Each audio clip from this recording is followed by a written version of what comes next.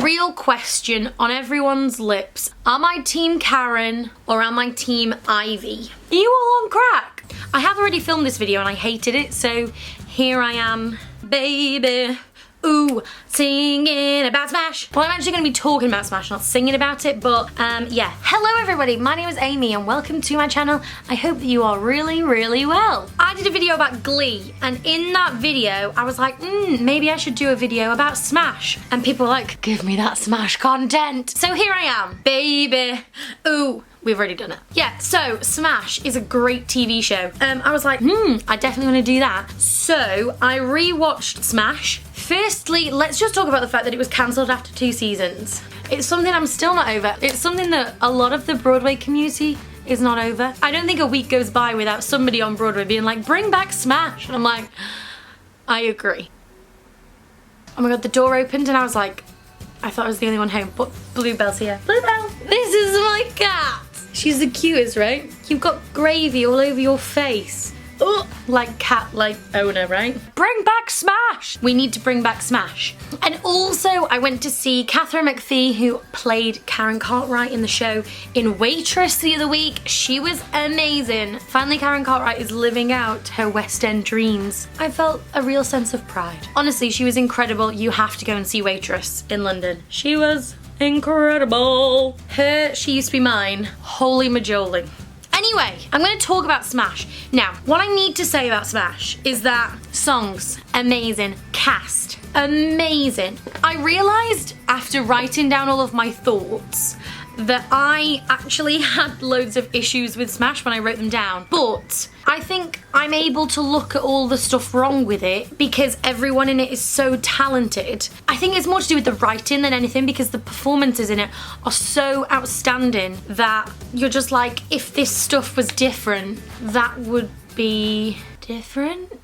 And that makes sense. It goes without saying now that I think Smash has the most talented cast of performers ever in a TV show. Every single person in that show is so talented, it makes me want to vomit, literally. I wrote down some thoughts about Smash and I'm gonna share them with you. So the really nice thing about watching it now is like, I've been to New York a lot, well, not a lot, but I've been twice in the last year for like a week both times, and I know New York so much better now. And when I watched it like back in the day, I was like, oh, they're in New York. But now I'm like, oh my God, they're on this street, and I've walked down that street and there is Karen Cartwright singing, and here am I, and I've been on that street where Karen Cartwright was singing, and I just think that's cool. It just shows how much a Broadway stan I am. Will I ever make it from Broadway stan to Broadway performer? I doubt it. When I'm on Broadway someday, you can go back to that clip and I can be like, this aged well. And when that doesn't happen, it'll be so much sadder to look back at that clip. Something that really annoyed me about Smash was the amount of people who are Broadway performers, incredible singers, and they've got them in non-singing roles. It really stressed me out. For example, Brian Darcy James. Brian Darcy James has one of the most incredible Broadway voices of all time, and he's there in a non-singing role. Excuse me? Rebecca Naomi Jones. Non-singing role. Are you all on crack? Why is she not singing? Annalie Ashford. Right, so Annalie Ashford sings a tiny, tiny bit, but not enough for my liking. Something that bothered me about Smash was the way that they talked about Marilyn Monroe. So like, I love Marilyn Monroe. I love Some Like It Hot, great film. Super talented, beautiful, you know, everything. But also, she had a lot of issues as well, and they talk about her like she's this angel and a literal saint. Every opportunity they're like, all she wanted was to have a life at home, away from the paparazzi and away from the spotlight. And it's like she wanted to be a star. They also had a song in it called Let Me Be Your Star, which by the way is amazing, such a good song. I don't know, I just think the way that they spoke about her, it was relentless. This Marilyn is this saint and she's so otherworldly and godly. And I like Marilyn Monroe as much as the next guy. It just always felt like too much to me. Somebody later on in the series was like, everyone talks about her like she's amazing and she had all these issues, and I'm like, oh my God. In the first episode, Julia, who is played by Deborah Messing, says that she hates everyone who writes theatre blogs, and I was like, I feel attacked. I know I don't write theatre blogs, but I do theatre vlogs. So rude. Okay, something that confused me about Smash was the dance routines. So I want you to go back and watch the dance routines. And the way that they move is like they were like sped up or something. The movement never looks quite real. I don't know, it was really, really strange. I don't know if they did the song slightly under tempo, just slightly. Something about the way that they move, I don't know if it's a particular editing style or I don't know what, but it's very strange and not like something I've seen in any other TV show. I feel as though the show got infinitely better when Wesley Taylor came in. I remember watching Smash when I was a lot younger and seeing Wesley Taylor and I was like, oh my god, I want him to be my best friend. He's an icon in Smash. He's so talented. He's so engaging to watch. He's so funny. He's so real. I love Wesley Taylor. I think he's genuinely my favourite person in Smash. Something that annoyed me about Smash was the way that they would talk about people in the ensemble. I found it really irritating. They'd be like, oh well, I'm just stuck in the ensemble and I'm too good for the ensemble, and I think this is so rude, because I think if you go to most professional productions and you see ensemble members, they're just as good as somebody in a lead role, or they would be able to play that lead role, or they're a cover about to go and play the lead role and they're an understudy, and I'm like, you need to have more respect for ensemble members. You know what I'm saying? Because look at them. They're these insane dancers, like literally incredible athletes, and they are sweating their souls out on stage. And then they're like, oh, well, she's too good for the ensemble. Too good for the ensemble? The ensemble are amazing. It just annoyed me. Real question on everyone's lips. Am I Team Karen or am I Team Ivy? Now, when I watched it back in the day, when I was a lot younger and it first came on, I was a huge Wicked stan and I loved Megan Healty. Obviously, she had played Glinda and I was a crazy Wicked fan. So I was like, oh my god, well, I'm clearly Team Ivy. And also she came from the Broadway background and she was super stagey and her mum was played by Bernadette Peters. I was like, of course I love Ivy. And I thought that she was always more Marilyn than Karen. And it really annoyed me that in the first episode, Karen goes into this audition and I'm like, babe, you're auditioning to go and play Marilyn. I'm not saying that you should dress up as her or do an impersonation, but like, I feel like she should have done more of an effort than wearing jeans and a stripy top and sing Beautiful by Christina Aguilera for a Broadway audition to play Marilyn Monroe. It just seemed really strange to me. And then Jack Davenport as Derek is like, yeah, I see it. And I'm like, I don't see it. I didn't see her as Marilyn. I think that I always was just like, ugh, Karen Cartwright, am I right? I thought she was really irritating and really annoying. And then I rewatched it as a bona fide adult and a bona fide actor. I actually ended up really disliking Ivy. I feel sorry for Ivy in a lot of ways. When she gets Marilyn and she's in rehearsals and Karen is trying her best, like this is Karen's first professional Broadway job, and Ivy is like being such a bitch to her. And I'm like, there's absolutely no need. You've got the part now, babe. And I was a lot more Team Karen, but there's also still that Wicked stan inside of me who's like Team Ivy though. So in all honesty, I'm like right down the middle. I think it's really hard to give an opinion now because I feel for both of them and I think they're both incredibly talented women. Megan Healty and Katharine McPhee are both insanely talented women. So it never comes down to that. Like, I did always see Ivy as more of a Marilyn, and I think that when they ended up making her Marilyn and gave Karen Hit List, I think it made a lot more sense. Kat McPhee is so much more of she has kind of more of a pop sound, and as much as her Marilyn was great and her musical theatre work is fantastic, she's a great dancer, great singer, she is kind of more of a poppy side of things than like a Broadway side of things. I feel like I've digressed loads, but I think it's an important topic to discuss. Leslie Odom Jr. coming into Smash was something that we didn't deserve. I love Leslie Odom Jr. and like, he's my favourite thing about Hamilton. He's so intense and so like rugged and so passionate and powerful. And I love that in Smash you really see a different side of him and you see like a much softer side, and I don't know, I just love him. I love Leslie Odom Jr. Oh my god, when he did the Nat King Cole thing, and oh, he's just so talented. Everyone in this company is so talented. Everyone in Smash blows my mind. There isn't anybody in Smash who I'm like, you're not very good. Everyone I'm like, can I please be you? Everyone's amazing. And I think that's why it's hard to do a video when I have nothing to discuss other than the fact that I love everyone. And I just think that the writing could be possibly better. I don't know. I did love Smash. The writing of the script, not the music, because Mark Shaiman and Scott Whitman, I always say his name wrong, who obviously wrote Hairspray and they obviously wrote Catch Me If You Can as well. Super duper talented guys. And the music, obviously, I love the music in Smash. The 20th Century Fox Mambo, boom, boom. Love them. Great tunes. There's just so much amazing stuff about Smash. The music and the talent is it's like watching a Broadway show unfold on your TV. I love that! Oh my god, I have to mention when Norbert Leo Butz comes in to do the song from Heaven on Earth. He sings a song in Smash that's so similar to his like big number from Catch Me If You Can, and I'm like, I see you guys. I just love Norbert Leo Butz, and I wish that he'd been in it more. And I love it when he's like, get off the stage! Christian Borle did sing a bit in the show, but like never enough for my taste. I love Christian Borle. Back from the Legally Blonde days, him singing Chip on My Shoulder gave me a reason to live. And I love him in the show. I love him.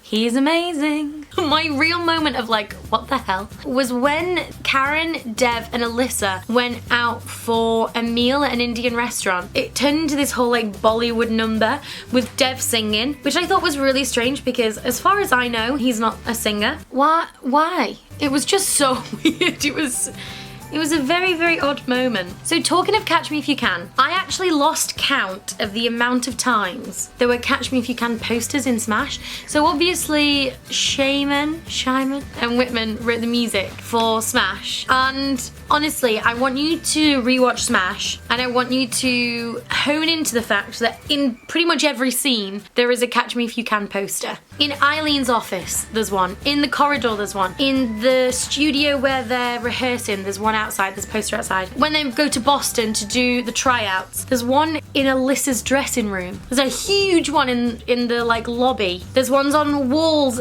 Everywhere you look, there are posters of Catch Me If You Can. And I know that it's clearly like, Catch Me If You Can was clearly on at the time of Smash being out. So that's why they're like, hey, extra promotion. But it was so much. Like, honestly, now that I've shown you this, you will not be able to unsee it. Also, the Bombshell poster, look at it. Look at the hands. Slender Man much. When I saw it, I was like, oh my god, is this a conspiracy theories video? I wish I could do a good Shane Dawson impression, but I can't. Something I really enjoyed was when Leslie Odom Jr. is in Boston and he goes to church with his family and he's talking to Christian Borle and his parents about being a performer, and he's saying like, it's a religion for me and I don't crave for anything more than just being able to perform. I don't want to be rich and I don't want to be famous, I just want to perform and I'm okay with it. It struck me at the time when I was younger and I watched it, and it struck me again now because I have no desire to be famous. I want to be in shows. I want to perform. Nothing makes me happier in life than when I'm on a stage and I'm singing and I'm performing. Absolutely nothing in the world will make me as happy as that ever will. No amount of money or subscribers or anything will ever come close to that. And I think if you have the love of musical theatre like in your soul, it's such a deep love that I genuinely don't think that that's why people do it. Because if you did, you wouldn't do musical theatre, you'd try and be in films and TV and stuff. If you love musical theatre and you want to do it with your soul, you just don't care about the other stuff. It's about the joy of performing for people and seeing the way that that affects people and the way it affects you, and I just thought I'd talk about it. Oh my god, when Dev and Ivy start shacking up together. Excuse me. I thought it was awful in that episode where Alyssa runs off and they're like, right, Karen, you're going on for Marilyn. She's like, I don't know the role. And then Dev engages with her. Dev asks her to marry him and then he sleeps with Ivy. Terrible, terrible. Okay, so you know how I was like, this is a conspiracy, right? Here's the thing that I'm about to ruin Smash performances for you. So the thing that I love I'm gonna sneeze. So the thing that I love so much about Smash is how it's so what I think putting on a show is like. I feel like it's pretty true to life. Obviously it's not 100%, but like a lot of from the experience that I have as well, it's very similar. Audition processes and tech and these kinds of things. It really reminds me of real life. But so like obviously they break into songs sometimes. I wouldn't expect them to have a microphone on. But when they're in tech rehearsals for a show and nobody ever has a microphone on. And then they're doing performances at the Tony Awards, or they're doing performances in Boston and not one person is wearing a microphone. Ever. No one ever has a microphone on in Smash. Literally, I think I counted one time where Karen is doing like a workshop thing with Derek and she has a microphone on in like one scene. But other than that, no one ever has a microphone on. And like there's a moment where she's got her Marilyn wig on and she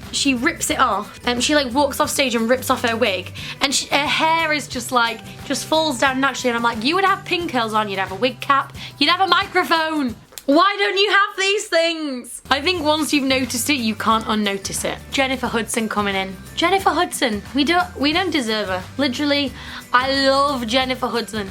I love her.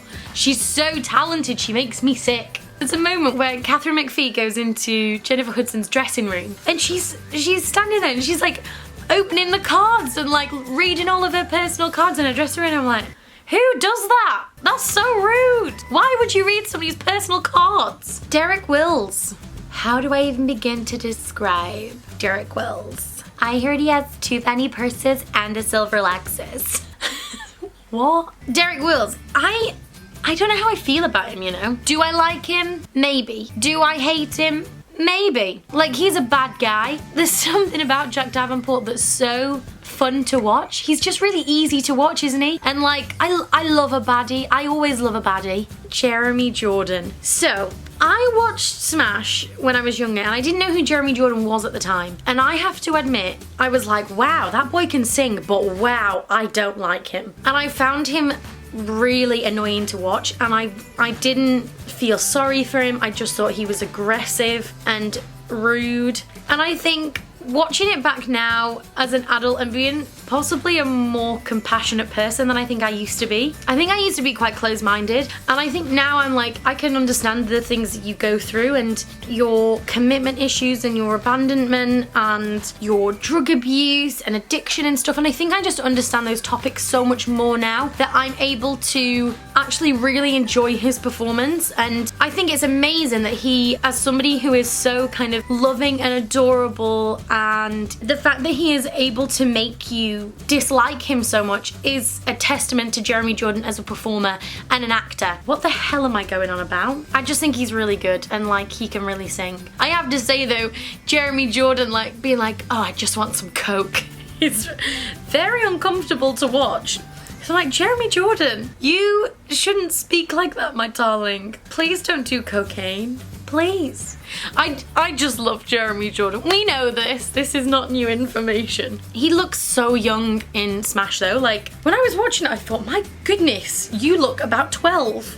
Please stop doing cocaine. Andy Mientus. What a sweetheart. He's just so sweet. You just want to hold him and hug him and cuddle him and look after him, and I love him.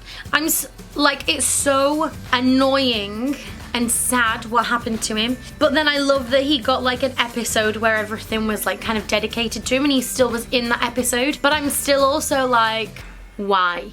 Because if they ever bring Smash back, they can't bring him back. I love him. I just really want them to bring Smash back. Do you know what I really loved when Megan Hilty went into Liaisons and she got to show her soprano range? Because so much in the show she is belting her literal face off. As I say, I know her from playing Glinda and seeing that soprano range, so it's so nice to see that as well in Smash. And her performance in Smash showed us anything, tells us that yes, she played a wonderful Glinda, but my god, we need to see her as Elphaba.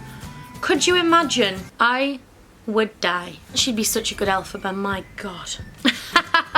Oh my god, I wrote Jeremy Jordan being angry about Lea Michele is a mood. I love when he talks about Lea Michele and he's like, Lea Michele is a celebrity.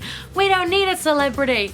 And I'm like, actually, Lea Michele was in Spring Awakening before she was a celebrity, so please respect her Broadway roots. She was also in Ragtime, you know? Philippa Sue was in Smash.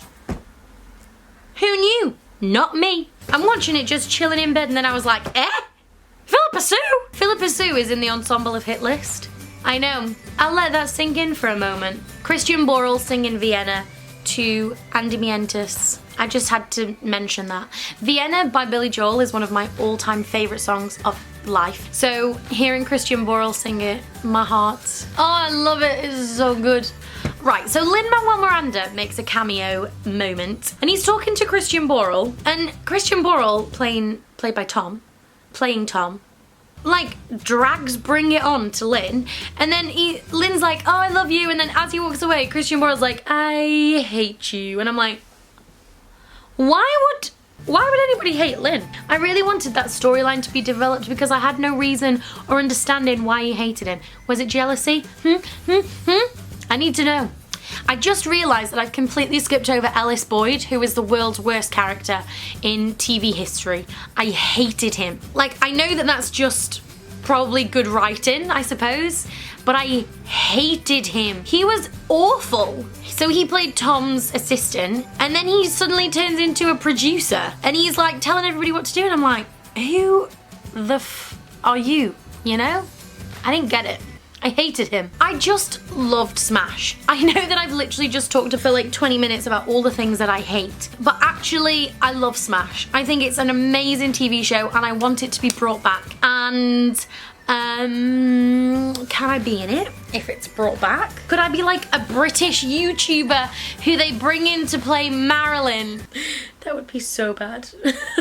What else is there to say other than Smash is amazing? I just love that like everybody who was in a Broadway show at the time or ever was in Smash. They were like, oh, who are we gonna cast in Smash? And they went through their playbills and was like, you. Next playbill, you. I mean, if you weren't in Smash, what was that about? Every episode, somebody would pop up and you'd be like, what are you doing here, Lindsay Mendes? What are you doing here, Alice Lee? What are you doing here, Drew Gerling? Just everybody. I don't know, it was just amazing. Anyway, I've just ranted and raved about Smash for a very, very long time. What are your opinions? Are you Team Ivy or Team Karen? Let me know your thoughts. I will see you soon. I love you lots. Bye.